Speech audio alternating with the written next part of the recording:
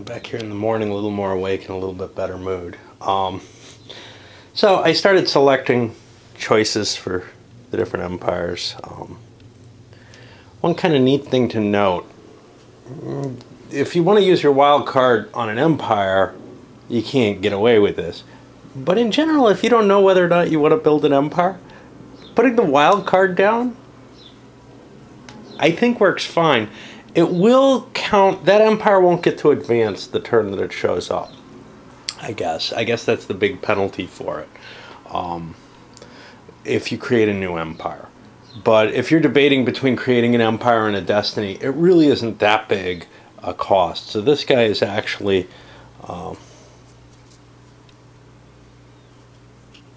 probably knows what he wants to do, so he'll probably do a start empire. I was thinking there would be no cost, but I think there is a cost. I think you get penalized and you create empire functionality. And I don't think I want to do a destiny. Oh, no, he does want a wild card. Here's why. There may not be another color left. That's why he's choosing wild card. And there's absolutely no harm if you think it's likely that you're going to be picking the destiny chit. Because it just, you will not get, if you were going to pick destiny instead as your fallback, it's not going to hurt you to draw a new empire. The one problem is there are only, 14, 15 empires that can be present on the board at any one time. And you can see I've got almost all of them. I think I'm down 2 right now. This guy only has 1, and the black countermix isn't on the board yet. And you can see there's not a lot of people in the world. I don't have anybody in China. There's a lot of little things that show up someplace or another that were historical little kingdoms or whatever, but aren't allowed to reach empire status just because nobody picks them. It's kind of a different feel from History of the World. In History of the World, if you played with 7 people, the countermix doesn't come with that, but you could make an additional countermix with the old AH version.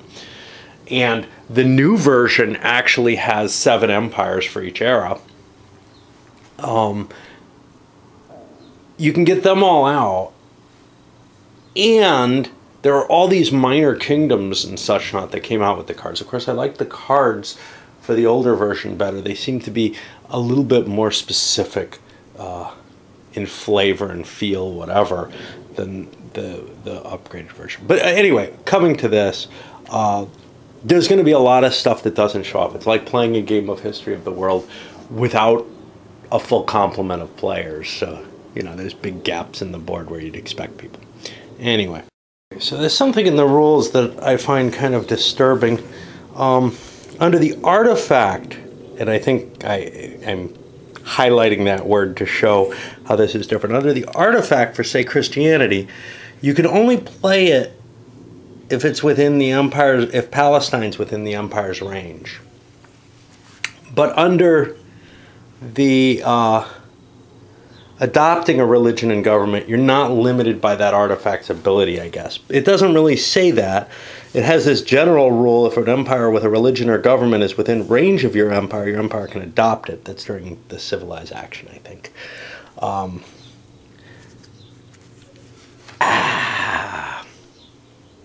My feeling there is that where it's listed as the artifact doesn't apply if you're taking it under those circumstances, which of course most people would. Anyway, I was trying to look at, Ireland would be really cool to become Christian because the Irish have a bonus for that. Now that may mean I have to do like civilized action with the Goths, although I don't think they're close enough either to Palestine. So I've got kind of this goal here. I've got the Christianity card here. The Irish become much more valuable if I can make them Christian. But that's a tough job.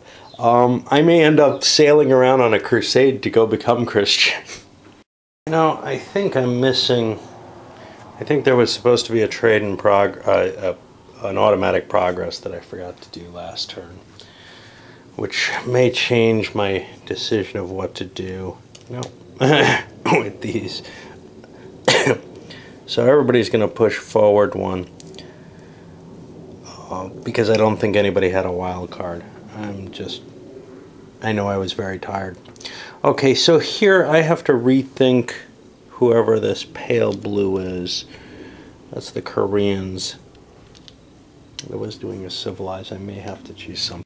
Basically, I'm going to have to resign myself to never being able to use the events that can be played kind of at specific times while I'm playing in solitaire. If I give that up, I think I can take some pleasure in this. The only way for me to play this solitaire in a way that I can play something so interactive that it has a bunch of such cards, you know, that's one thing in 2 players. I can set those cards face up or whatever so I can kind of remember them. But in this, the only way I could possibly do it is, even if they're set up face up, which would confuse the hell out of me given how many cards are face up and such not anyway, is to go one by one on every single action I take, basically, and look at all the cards. You know, it's unplayable that way. So, you know, once you kind of make peace with the fact that you will not be playing the same game that you would be playing in an opposed version of it, that now and then people probably would actually be paying enough attention to be able to play an event card that affects them. Sometimes I don't even remember on my own turn, you know. Maybe I'll get better at checking. Like if I'm being attacked, hey, do I have a combat card that can help here? So far I've been absolutely miserable, and it's really degraded my experience, which is part of my crankiness throughout it. When I'm faced with an interactive, highly interactive game, it's usually the only kind of game that I really despise playing solitaire. I can play full diplomacy games solitaire. This doesn't feel like that kind of game. All right, now we start looking for, has anybody done a Starred Empire? This guy did. So now I could look for everybody. Do they have some way to interrupt or prevent that? Oh, jeez. I'm not going to worry about it. So he's going to get the chance to pull his empire, but it's not going to be the black counter mix because he still has another counter. Empire, they started this down here. I built a bunch of units, thought about fortifying, but fortifying just seems like a bum deal unless you're out of counter mix. It costs $5. It gives you a +2 in defensive combat. Of course, it doesn't count as a unit, so you don't have to commit it. It's a +2 every round. I guess that's kind of cool. But I ended up building a bunch of units instead. I actually really kind of like the idea of fortifying. I think that +2 per turn might be a reasonable choice. See, the thing is, though, having a lot of units means I may be able to get my elephant, and then that, I think, would give me dominance. I'm going to stick with what I went with, but it is a hard call. So, yeah, that fortifying sounded bad until I started thinking, wait a minute, I don't have to go through that whole commitment requirement. But then again, it means I have less units to commit as well. I still get the penalty for failure to commit, in a sense. Now the lottery for the black counter mix is on the board. It ends up being the Swedes here. Now, I don't know how terribly valuable this is, but I have this feeling that, like, you know, a third company in 1830 or whatever, getting more companies in most 18xx's, it tends to be a good idea to have more of the board, more things under your control. In particular, even if I have to decline with some of my other nations,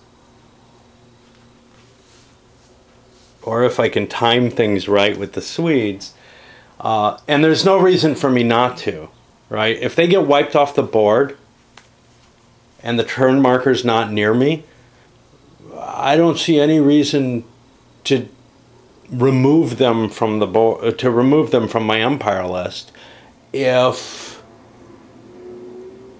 somebody else is going to get the black counter mix. So as far as I'm concerned, it's mine for the rest of the game if I want it. I may choose, for various reasons, to destroy them as an empire at some point, but I don't see any reason why I would lose that except if I have, you know, an oi, it's my go, or whatever. However, they don't look terribly valuable to me. I'm going to get a point for having my own homeland. And I actually built a bunch of boats, which is why I have almost no troops. Their problem is their galleys aren't Vikings. They can't cross the ocean, so they're not going to be able to compete for this outside of Europe. With their starting money, which was 18, they're not going to be able to necessarily do a particularly good job of winning fights in Europe and getting the advantage there. They don't have any special ability. Oh, their initial ships only cost 2. I got some more money. I don't have a very big counter mix for ships. That's the problem. So I'll reposition my points. I forgot they had cheap ships. That gets me 6 points back. So we're going to put them up to 9 and take this away, and I'll make some decisions on that. But still, they're not going to have a lot of power to force their way anywhere. So basically what they're looking at is getting second place in the ships because the Vikings have more now. Or maybe I get lucky and get first if the Vikings lose some. And my home area space, and that's it. But it's 2 glory points I'm not going to get if I don't have this third empire, right? And I'm going to get them pretty much, you know, at least one of the points every turn until somebody knocks it off the map. And then I wait around and start a new empire when, well, I discard my empire when I'm just about to get the turn token. Why give it to someone else? There are no more counter mixes available. Well, I'm not going to keep looking. Other people have wild cards that they were hoping to turn into a start an empire, but that's not going to happen. There is no more counter mix available. So we move on to production, and I know there are some of them out. So the Vikings took a production action, and in some senses this could be kind of lousy. I'm worried about some of my others. But they basically produce 2, 4, $6. But they don't have a capital, so it's halved. That's $3. If they had to pay maintenance, they'd be in trouble. They'd have to dismantle some of their army. Which, wow, there's a reason not to do a production action. If you screw up and do this, you can, and made a mistake like that, you can never turn your counter up, and that prevents you from revealing and being forced to take a penalty, just as an example. But these are a barbarian force because they're not allowed cities ahead of a certain point. So what that's going to mean, or at this era, I don't have to pay my maintenance. So I get, you know, my big $3 worth of production. This was still pretty much a wasted action. I could have done something else like civilize or something. I just didn't know if I really wanted to do this civilize, and I'm not sure what else might have been useful. Certainly trade in progress is somewhat dangerous because that pushes things forward. Civilize, how much could I gain without artifacts or events that I wanted to use? Well, I could get a leader or something like that, and that would be cool, I guess. The Arabs are the next group to pick a production action, and ooh boy, all this rich territory in here gave them 24 money with the fertile regions, the grain.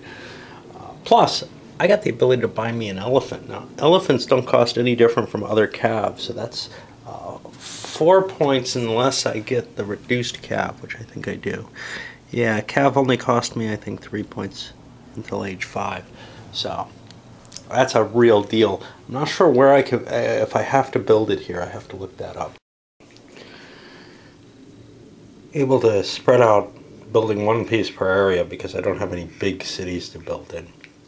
But the elephant doesn't have to go in the region, which is obvious if you think about, well, may seem obvious if you think about it. Simply because people can trade to get elephants, and they wouldn't have a region that has them. So it seems likely that that wouldn't have been the case anyway. Anyway, spreading things out to put my force this way because eventually I want to be the biggest power in the world. I don't have a whole hell of a lot else to aim for with them, but these guys can do a lot of damage to other people. That's one of their edges. The Saxons finish up their production. Now, I probably cheated with them. I'm looking at this. This in age 2 ships cost 3 and 2 land units can be transported per ship. I know I was at least thinking about that 2 land units transported, but we were never in age 2 in this game, so maybe I bought some ships cheaply. I'm not sure. Anyway, I'm not invading Britain anytime soon. I built some cav, which isn't terribly good in the forests, but yeah, I feel the need to fight for control of Europe right now against, I guess those are the Goths over here. All right, that finishes this up, and we go to trade in progress, and we got some of them to take care of. And for the first time, I'm actually next to other countries that are close enough. So I'm going to be trading with one of these. Well, this one's mine, so I'm not allowed to trade with it. I would be trading from the deck instead. Which means I have to trade with the Guptas. They do not have a trade in progress. It would be revealed and considered burned for this. Now, each player gets to select their own card for what they're going to have. And I have a trade of 0. And they have a trade of 0. So it's whoever plays the highest card. Nobody has any advantages that I know of. They might play a card to a... So for this guy, he really wants this. He's going to play his big Italians on this one. This guy had an interesting choice. He had 3 cards. He's going to play the English, which is a cool card. But I don't want to hold out. Obviously, Epic 7 is not going to come in a long time. And I like the French special ability, if I can remember to play it. Only your empire, only one target empire gains glory. You play this at the start of the Harvest Glory phase, so you can kind of blow away everybody else's point totals for that turn. So the question then would be, well, do I want to play the 5-point poles instead? Make sure you win. You know, it seems worthwhile. So what happens is the two sides switch. But the Guptas won. And in a sense, you can kind of say, wow, it sucks to do the trade in progress if you don't know you're going to win. And that's true. The empire that won the trade increases its progress by 1. That's the kind of orangish gold Guptas. Ooh, are there modifiers to the trade value?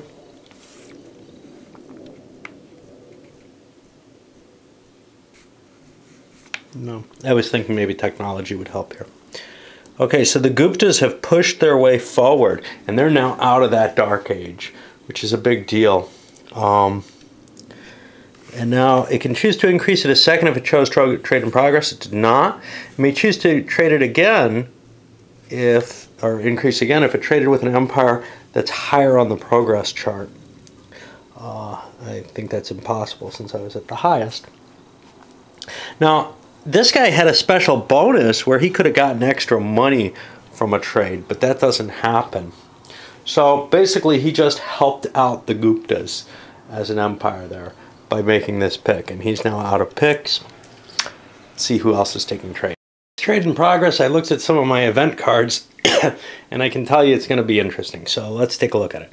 It is over here from the Koreans, who are now adjacent to the Mongols, so they're forced to trade with them. Well, the Koreans have a trade value of 0. The Mongols have a trade value of 0. They each have interesting cards in play, though. Let's see what they do. The Koreans play a 3-point card. The Mongols play a 0-point card. Now, what the Koreans, or what the Mongols want to do, if, yes, they're going to get a chance, is they held on to this rare commodity. Hey, I got a destiny action coming up anyway. I don't think these Parthians are terribly useful to me right now. This allows the Empire to decide whether the cards are swapped in the trade action after the cards are revealed.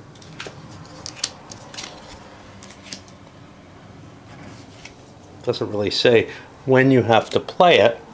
So now they've played different cards, which means the Mongols are going to win this one, but people are going to get their starting cards back. Except you can see that the Koreans got away with kind of a low card. Well, they're going to play this joint venture. When a trade concludes, both camps advance only one space on the technology, even though they shift their cards. So everybody got their card back, and each one went forward. And this should be, I have trouble seeing colors here. I'm not colorblind, but nope, that wasn't money. So we move a progress forward and a progress forward. Now some people have special abilities, and you kind of have to be aware, is that here? Am I one of those? He didn't have a trade action. And I don't think so. But I can just barely skim my cards, you know. It's like playing with a deck full of magic cards that you've never seen before. It's always a pain when a game has this much information contained in a little space and this much differentiation. It's certainly something that will add richness, and over the long run will be cool, but it is a bitch right now. Okay, let's see if they're in. That's the end of the trade in progress. And you can see trade in progress is kind of tricky. You don't know, if you're drawing from the deck, you may feel kind of comfortable playing a higher card because you know you're just playing against randomness. But if you can't draw from the deck, if you have to draw against somebody who's near you, you might well be giving someone else the benefit by making your choice. That's what we saw with the first one against the Guptas, is that they got really kind of screwed by it. And, well, not the Guptas, the Shamis or whatever, got kind of screwed by having played this as their action. They got nothing out of it and helped someone else. It's bad enough if you get nothing. Now, did they get absolutely nothing? No, they got a valuable card, but they actually traded away a nice card too, so it's not that terrible. Now, I have to pay some attention to the people who traded here. The Shams and the Guptas, okay, neither of them have anything that they can't do. The Koreans, and I'm sure the Mongols are not a problem. So what I'm looking for here is you can get boats or horse technology by trading with someone, or elephants for that matter. And again, you got to remember these things. So with the horse or boats, there's no easy way to mark that down. There are no counters that kind of replace this little marker that says, hey, I don't have these things, to let you know that you can start building them. In addition to the interactive issues of the cards, the combat system, like the trade system, requires a certain level of, oh, I don't know, hidden information and making guesstimates as to what the best tactic is in resolving the battles. It adds tension to the game opposed, I'm sure. I haven't been able to play it yet that way, but so here we have, for example, these steppe nomads who are able to leave where they are. They're going into Asia, try to set themselves up so that they can get some victory points. They get a point for each conflict they win. It seemed as likely that they could win one conflict against people in either direction. So they're heading this way where they might eventually get the Asia point. Okay, so I've got an advantage overall, and I've drawn as the attacker a good card, and the defender has a good card too. Neither one knows what the other person's card is, and they both have to at this point select how many pieces they want to commit. Now, I think the attacker is going to commit just 2. The defender has a problem. He's not going to be able to retreat. In fact, neither side's able to retreat. They're here for the end of this battle because nobody's got territories they control next to them. Given that, I'm going to commit 2 of my units. I'm not really thinking too hard about what this is going to resolve as. And then both flip up. They've got equal values there. Terrain's not going to add anything. What about technology? It looks to me like the Mongols have a tech advantage over those nomads. So they have a +1 to their total of 3, 7. That makes 8 to 4, 9. The Mongols lose this round. and their pieces go away. Now, neither side has a disorder marker yet. The Mongols are going to have to commit this, and I'm not quite sure what to do with pieces that aren't committed yet. I can't do that. I can kind of turn them over in space. You know, you could take these guys off the map if you were playing opposed and you had a bigger, or if you had a bigger table. But the battle's going to continue, and the Mongols, we know what they're going to do, so they're just going to have their card here. The Nomads, they got a pretty good card. I think I can wipe the Mongols out if I attack again, so I'll do it with everything. And indeed, that looks like it's the case. The order that things get discarded on here might be important. That's kind of a problem. So maybe you might want to say the attacker always discards first, or the defender always discards first, because there are cards that allow you to take the top card off the discard thing. Without some kind of rule to cover that, then you're kind of just, well, it may depend on who's sitting where, how they get collected, and stuff like that. All right, so we successfully took an area, and that is going to give us a point of glory, which is pretty cool. We don't get what we got before, which was if you liberate lower empire progress by 1, right? Let me see. No. On this turn. So only on your first turn, when you first break out, do you get that kind of bonus of hurting other people's progress, which is what the Mongols did to them. They got wrecked by that. But now they can't hand that attack back. Okay, let's see what else we had here. We have these North Americans spreading out a little bit for maybe a production action or something. They're just not that impressive right now. But if they can build up a big enough population, maybe they can, you know, prevent something like the Western advances into there. This game's a lot harder, I think, to actually win fights in. You don't just have the, I'm the active empire, I get to roll more dice or whatever advantage. The risk-like mechanisms of history of the world. And then, let's see, we did the steppe nomads. What's next? We did somebody else.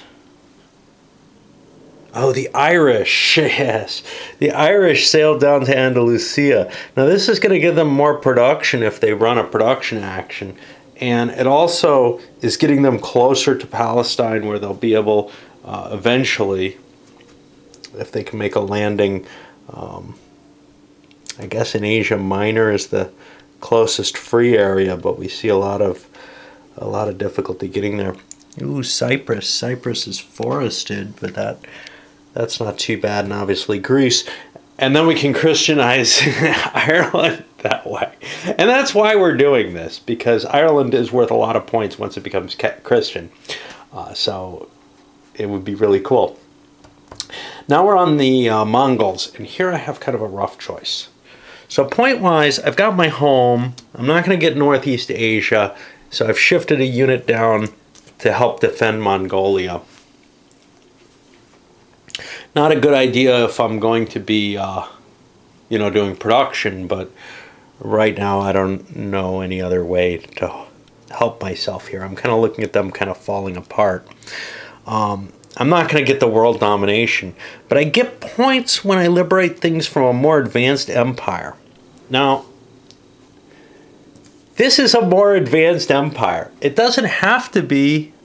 Oh no, it is of another player. Crap. Okay, I was thinking about attacking myself a la Britannia or whatever to generate points. So, I'm going to have to position myself near something that's more advanced than me to try to make some points off this. And blue is an option as our purple, tan, the dark grays I can't hit, and this golden yellow. So I'd kind of like to slice this way. The question is, of course, do I want to just smash some Goths on the way by? That probably does my Saxons some good, so I think the answer is yes. And the final one, my Guptas. Hard choice here. I had probably more pieces and maybe could have wiped out this stack, but it would have been a risk. Instead, I've spread out, grabbed my elephant. Question is whether I want the production advantage here or the territorial advantage. And to tell you the truth, I know those guys already moved. So I'm actually going to spread out a little bit more for production. And grab as much territory as I can. This is as far as I can grab because I don't have any boats or anything available. And that leaves, I'll send one of these here. That way I'll be able to build up quite a force and finish them off, I think, and take over the subcontinent. As it stands right now, I'm going to be in first place for it. But I would rather more or less eliminate an empire. I'm going to look to see, because I've got these, who the hell is it? These guys have a decline on them, or a discard. I want to make sure that that has to be done, because, well, not that basically that it's if it's a requirement, it would get around the possibility that this guy will always have black for the rest of the game. That's kind of disturbing me. I feel like maybe you should be required, if you can't do anything with an empire, to discard it. It's more than that. This empire didn't exist this turn. It should have been discarded last turn. If an empire ever has more units on the map, the empire is discarded immediately. This does not use up an action. That makes it sound like you don't even have to get there, but certainly I had gotten there. Let me see if I have a way around that. I had a wild card, which would allow this to come back. So I'm going to get rid of those Magyars and see if I had an empire I could have built back earlier, and if it would have had an effect on the play so far. Indeed they did, and it actually wouldn't affect much of anything. I think my forces down here would be approximately the same for the Arabs, if I can find them. Well, the Arabs are theirs, so no biggie there. If I can drag my little tail here. Let's see, Benin wants Africa as their #1. So you might see an abandoning of African territory and an allowance to let them Benin expand, but right now they're not going to produce a lot of points. So it really wasn't too big a penalty at all. They spent all their money and started off. I used an empire expand or grow an empire card, because if I had a slot open, I would not have to use the wild card. So they're going to get a chance to advance here as well. And that'll provide another little elephant to me, maybe.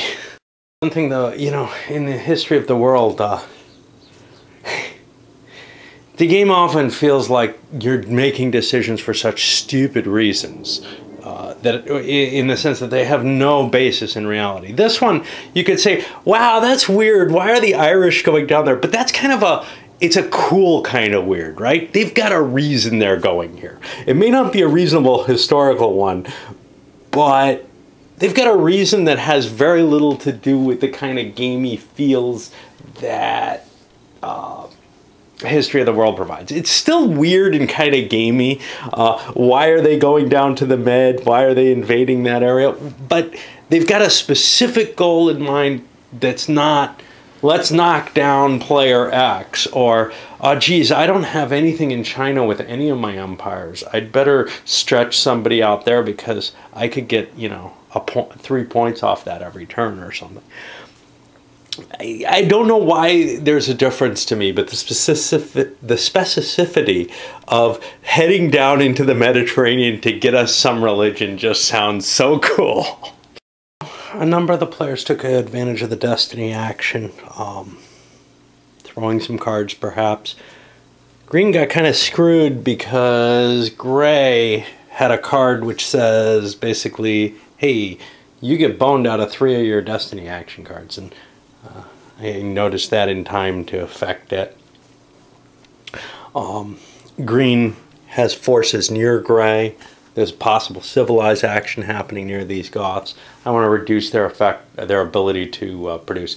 Now, one of the things that I didn't think about, I know the Goths are taking civilized anyway. If they could be close enough, yeah, I did mention this. If they were close enough to Palestine already, they could have taken Christianity, and then the Irish could have landed over here and picked it up that way. But yeah, the Goths don't really want Christianity terribly well. They've got other plans in mind. They actually picked up a duplicate of what they really want, which was feudalism, which makes them almost into a barbarian state. Half income, no maintenance cost. Nice combination for someone who doesn't have a big source of income. They have a fairly large army. They can't grow it because of that. This guy, I think, basically ditched almost everything. Kept his Italians and his French.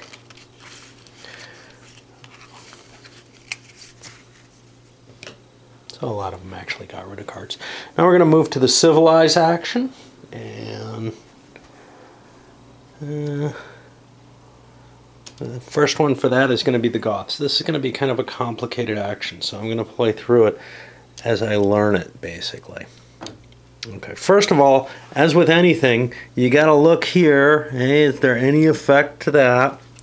Then you got to look at your cards and try to decide, do you have any events that affect it? So this is an enlightenment that would allow green to move forward, but I'm holding that for the Christianity. I'm very interested in feudalism, but on the other hand, I could do the following: draw up to 4 cards, one at a time. To pick the second, third, or fourth card, you must first discard the previous one. You must keep the last card. The target empire does the same. Then you reveal the card. If yours is higher, you put twice as many disorder markers as the difference into the target empire. Well, I'd rather have feudalism than hit someone at this point in the game. One thing I'm noticing, the expectation is maybe some of those early empires like Rome or something would have promulgated the spread of Christianity, so you don't have like Irish on this weird quest for the Holy Child. I don't know. The 3 wise men come from the west by sea. Railways I'm not going to be able to do. If you can run another empire, you may play this on an empire that has 2 or more disordered areas. You control that empire. See, now this is kind of interesting, but I don't have room for another empire. So I just kind of ended up with not a terribly good draw. I'm planning on using the feudalism card though. So I could play the artifact, and I mean that's a cool card, but there's not the unrest. I'm playing the feudalism, and that means I'm going to have to pick a feudalism piece, and I'll come back in a moment to explain what. I'm thinking back, just to jump back to the dissolution of those Magyars that are now gone. They were adjacent to the Goths, or to the Mongols when they disappeared. Because it didn't have to happen in the discard empire phase, I think I owe the Mongols a victory point for having essentially weakened them and have them as a nearby neighbor that dissolved. So I'm going to hand that off just as a, geez, I'm thinking that at this moment. So I found the feudalism chit, and I also looked in the rules because you have to find out whether or not, so in the base rules it doesn't tell you, but over here it does, where the chit goes. Normally it'll go on the map, but in some cases it goes on the card, and it'll tell you that specifically. It won't tell you if it goes on the map specifically though. Okay, so this is going to go on the feudalism card for the Goths, and now I've got to remember to apply this. If I reach Renaissance, that goes away. Hopefully it says that under Renaissance. No, of course not. So when I play Renaissance, I've got to kind of remember what all the other things in the game do, right? If any other cards get dissolved by it. The Empire adopts feudalism. Okay. In production, it doesn't pay maintenance. It reduces cost of infantry and cavalry. It builds by 1. That makes it even better than being a barbarian. But the penalty is it halves its income from production. Hey, no biggie. If you're a barbarian, that doesn't affect you at all. Of course, some of the other advantages don't either. And it reduces by 1 the number of progress levels it advances when it wins a trade. Okay, that's the big negative here, beyond making myself semi-barbarian. But that's okay. I'm allowed to promote a leader.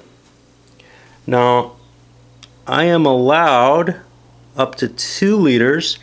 In Era 2, I would be able to get Alric, but it's not Era 2. It's Era 3 now. It doesn't matter that I'm in Era 2 if I am. Can't see these chits, but the boxes are too small. The map doesn't take up enough room. So what's going to happen now is I reach over here into this, and I'm going to put these guys in a cup and draw one at random. So now I got someone who doesn't seem to have a name. Maybe he does. He seems to have one, but I can't read it. It's like Lenier or something. He's an explorer. Well, I don't know what explorers do, actually. I kind of do, but I know one thing they do. The range of the Empire is doubled when counting from an area containing an explorer. All units that are stacked with an explorer throughout a maneuver action get an extra movement point. Each neutral area entered by units stacked with an explorer only costs 1 movement point. And if units are moving with an explorer, you don't need to leave units behind where the explorer leaves through. However, you do have to leave units behind wherever the explorer started his turn in, which means if I go discover something at the end of my turn, I have to start dispatching troops there. Okay, this is kind of interesting. I'm not entirely sure what I'm going to do with him, but I'll put him there. There are some cards that make the Blitzkrieg event makes all leaders give you the tactical and strategy advantages, which is really cool because you just become this military god. Okay, let's see if there's anything else. Adopt a religion or government. Well, there aren't any in the game. I've got the only government in the game, feudalism. If people near me want to take feudalism, they can by doing civilized actions. Modernizing. If I had moved my troops, I believe all I can do is flip counters here, if they're eligible to be flipped. Which is to say, I can't convert my archers into catapults. But if I had catapults, I could convert them into cannons, and archers could be converted into these, well, those are artillery, I guess, and these are cannons, I don't know.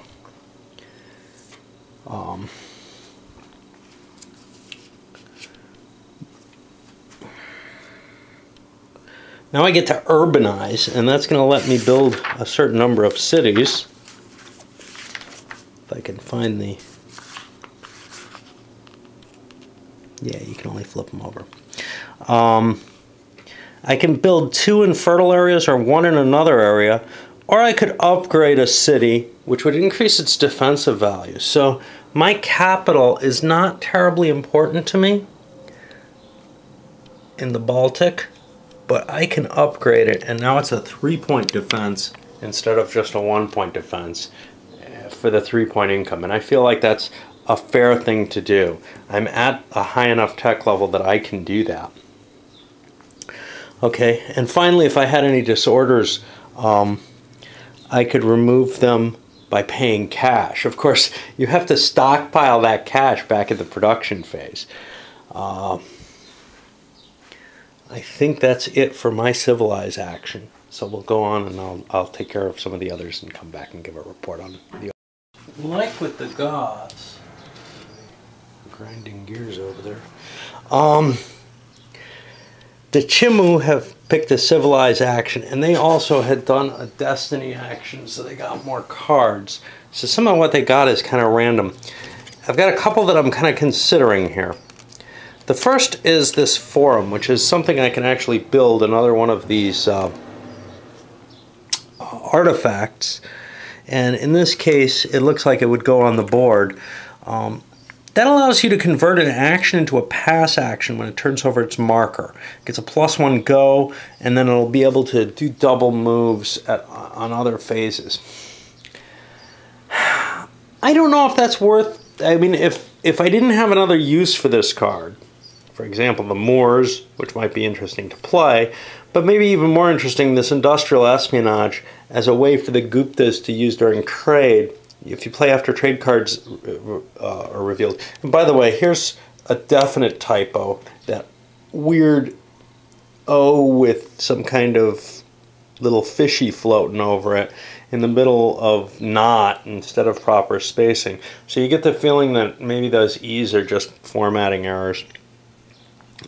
Likewise. Anyway, what happens is the loser wins and the winner loses, essentially, in terms of things. So that's kind of a nice card. I think I'm going to hold on to that because the forum just doesn't sound like it's going to add too much when I'm over here by myself. Maybe I'll regret that. Now, on the other hand, these Aryans, they're useless to me. I can't play them as an empire. The Industrial Revolution, it's going to be a long time to phase 6. So I'm looking at playing this event. Draw a card, subtract the target empire's leader number. The result is the number of areas with 2 or more units that you choose to in the target empire you choose to revolt. Divide the units and leaders into 2 forces. The owner picks one, you control the other, and then you do an immediate conflict. This is just a screw you card.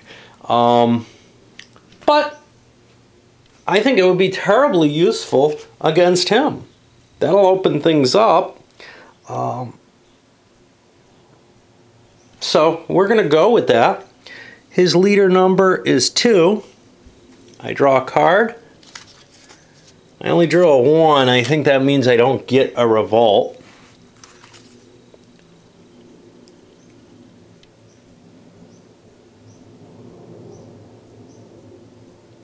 Yeah. So, such is life, but it would have been a cool thing to reduce the strength of this new empire that's kind of threatening me right now. I think that's the end of the line for the civilized actions, which means we go to discard empires. I don't think anybody had any played except the guy who had to previously. So that puts us to the end of another turn, and this time let's try to remember to do things right. Alright, first things first, I got looks for wild cards. Because anybody who has a wild card may not get to go forward. They presumably shouldn't get to go forward. Okay. That is the Swedes, and I think they're the only one with a wild card that played it as an empire. Now, possibly I have cards here that could affect this. He's got a couple of nasty play at any time type card, or specific time type cards. So all that's going to happen here is my Swedes, the black counters, don't go forward. But now I got to worry about other people who don't go forward, because I know there's a card out there that can affect this. So I'm going to have to look at each person's cards each turn, basically. Yeah. Now for Harvesting Glory, I've moved all of these forward except for the black one. Apparently nobody had the card that I thought they did who needed it. I thought somebody did. Maybe they threw it out. Who knows? Or used it for something. Well, Yellow-Orange is playing this Glory pour moi. Feeling is, hey, let's get some points just for me. And the response to that, of course, is Glory, bah humbug. Preventing any glory from happening. Basically, by this, both of these happen at the start of the Harvest Glory. Basically, as long as nobody's calculated any, that's fine. So we're not going to gain any glory this turn at all, and that's going to push us up to the turn marker moving forward. All right. Well, I'm going to be continuing to making mistakes. I'm going to get better in terms, especially in terms of not noticing things that I wanted to do from the interrupt type style interactive cards. But you know what? think I'd rather just enjoy the game than try to get all that right. A bunch of people went up in progress here. I gotta worry about some of these. Dark gray started here. Tan. Tan, I think, is my Muhammad. I think he died. Pale lavender. I don't think I have a leader there. And pale blue. I don't think I have a leader there. So I think Muhammad just died. Now, strangely enough, that I think is spelled out in the civilization rules, because this is a fully procedural rulebook, but there are always things that don't fit into a procedural rulebook. Instead of making special cases off somewhere where you could find them, like a little rule about leaders, they decided, let's just stick this rule in the middle of wherever it was caught, whatever is closest to it, in terms of things that you do. And it leaves it kind of iffy to me, kind of like the discard empire. There are rules about discarding empires in that happen at any time. Well, here, removing leaders, immediately remove a leader who is in an arrow without any of its empire's units. It's much like the cards. You just have to know and constantly look at every single word or every single paragraph in the rule book, just like every single paragraph on every card, in order to know whether or not you have to do anything. Anyway,